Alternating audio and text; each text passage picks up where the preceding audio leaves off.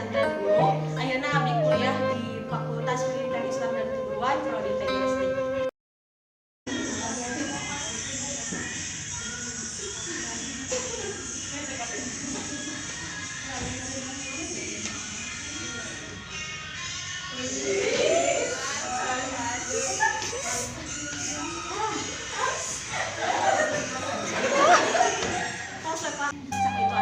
Assalamualaikum warahmatullahi wabarakatuh.